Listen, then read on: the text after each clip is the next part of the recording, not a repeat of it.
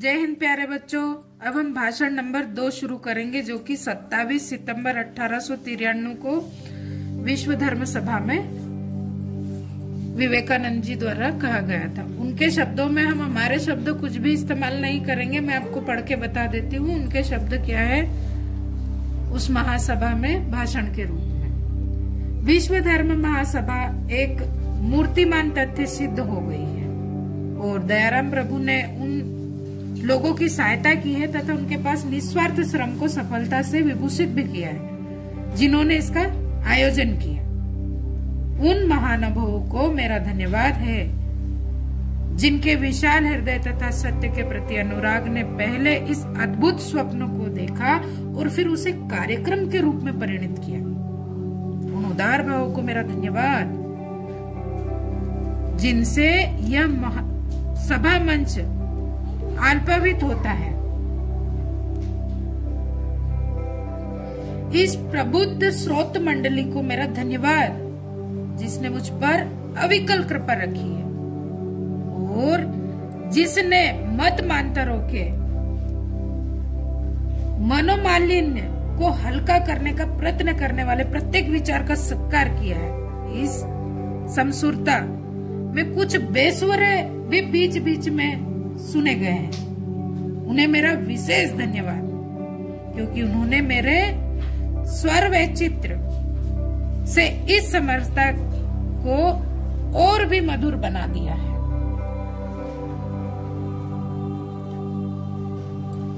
धार्मिक एकता की सर्वमान्य वृत्ति के विषय में बहुत कुछ कहा जा चुका है। इस समय में इस संबंध में अपना मत आपके समक्ष नहीं रखूंगा, किंतु यहाँ यदि कोई यह आशा कर रहा है कि यह एकता किसी एक धर्म की विजय और बाकी सब धर्मों के विनाश से सिद्ध होगी, तो उनसे मेरा कहना है कि भाई तुम्हारी यह आशा असंभव है।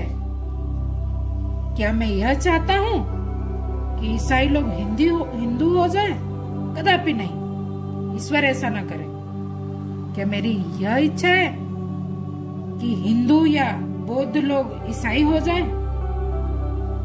नहीं, ईश्वर इस इच्छा से बचाए। यह शब्द विवेकानंद जी के ही है। पढ़ने पर तो ऐसा लग रहा है कि हम उनके सामने ही बैठे हैं। उनके शब्दों को पढ़ना भी गौरव महसूस करवा रहा है। आप भी महसूस कीजिए। बीज भूमि में बो दिया गया है और मिट्टी, वायु तथा जल उसके चारों ओर रख दी गए हैं। तो क्या वह बीज मिट्टी हो जाता है अथवा वायु या जल बन जाता है? नहीं, वह तो वृक्ष ही होता है।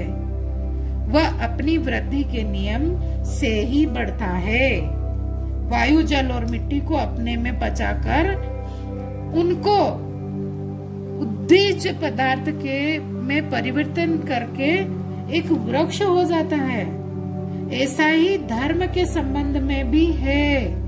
ईसाई को हिंदू या बौद्ध नहीं हो जाना चाहिए और ना ही हिंदू अथवा बौद्ध को ईसाई। पर हाँ, प्रत्येक को चाहिए कि वह दूसरों के सार भाग को आत्मसात करे, पुष्टि लाभ करे और अपने वैशिष्ट की रक्षा करते हुए अपने निजी वृद्धि के नियम के अनुसार वृद्धि को प्राप्त करे।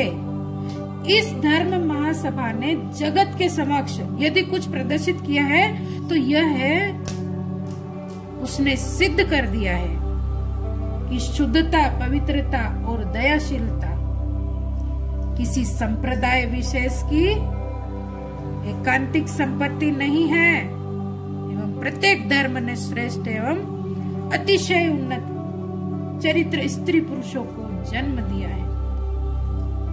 अब उन प्रत्यक्ष प्रमाणों के बावजूद भी यदि कोई ऐसा स्वप्न देखे कि अन्याय सारे धर्म नष्ट हो जाएंगे और केवल उसका धर्म ही जीवित रहेगा, तो उस पर मैं अपने हृदय के अंतरस्थल से दया करता हूँ और उसे स्पष्ट बतलाए देता हूँ कि शीघ्र ही सारे प्रतिरोधों के बावजूद प्रत्येक धर्म की पताका पर यह लिखा रहेगा, सहायता करो, प्रभाव ग्रहण, न कि प्रभाव विनाश, समन्वय और शांति, न कि भेदभाव और कलह। यह थे विवेकानंद जी द्वारा धर्म सभा में दिए गए 2 भाषण। व्याख्यान के माध्यम से हमने पढ़ा, आपने उनके शब्दों को सुना भी है। आप उनके शब्दों को लिखित रूप में अपनी पुस्तक में देखिए, समझिए और प्रयास कीजिए इन पर अमल करने की। आपको ये बहुत ही अच्छा लगेगा, ये भाषण ना, जब आप अपने हृदय से इसको पढ़ेंगे। मुझे उम्मीद है आपको समझ में आया होगा और आप करेंगे। माता पिता का कहना मानिए, परिवार से प्यार कीजिए। परिवार जैसा समाज में, देश में कोई नहीं। जय हिंद, जय भारत।